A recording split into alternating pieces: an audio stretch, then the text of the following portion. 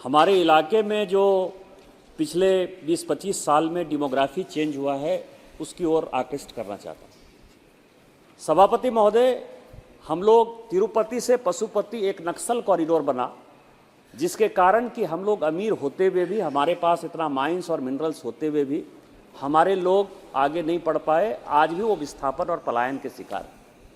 पिछले 20-25 साल से राजनीतिक स्थितियों के कारण एक ऐसा कॉरिडोर बन रहा है जो असम के लखीमपुर से चल रहा है सर, वो बरपेटा और नौगांव होते हुए बंगाल का मालदा, मुर्शिदाबाद का इलाका, किशनगंज, अररिया, पूर्णिया, कटिहार, मेरा पाकुड़, साहबगंज, गोड्डा, जामताड़ा, ये पूरा का पूरा बांग्लादेशी घुसपैठियों का एक बड़ा केंद्र हो गया सर।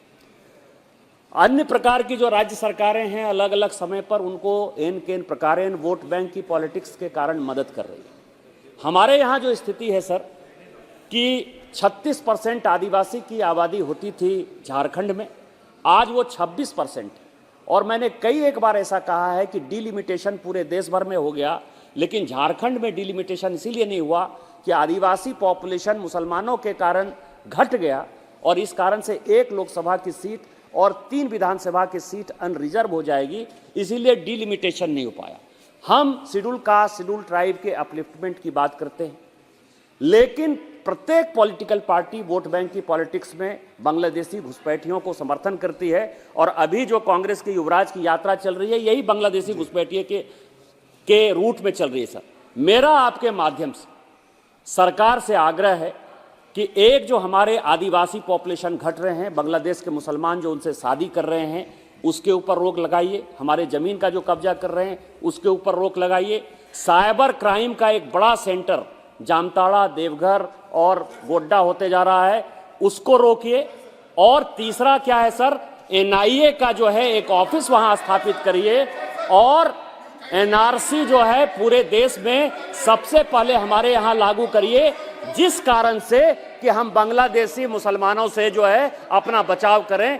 आपने मुझे मौका दिया। इन्हीं शब्दों के साथ जय हिंद, जय भारत।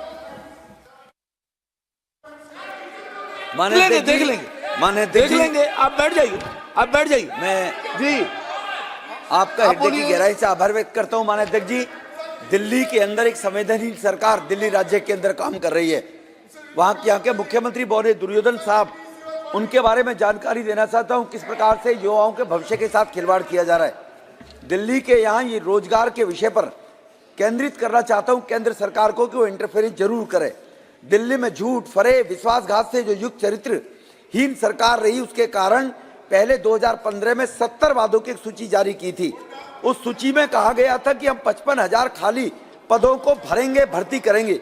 फिर कहा कि 5 साल के बाद हम 2020 में जो मैनिफेस्टो लिया उसमें लिखा कि सभी संविदा कर्मचारियों को स्थायी भी किया जाएगा। दोबारा कहा सर, परंतु सच्चाई कुछ और है। दिल्ली के युवाओं को भ्रमित करने के लिए पहले उन्हें बस मार्शल के तौर पर संविदा के आधार पर लगा दिया। वो युवक युवती दोनों की संख्या में है सर। फिर उन कार्यकर्ताओं के रूप में उनसे काम कराया और कहा कि तुम्हें पक्का कर देंगे। और 8,000 सिविल डिफेंस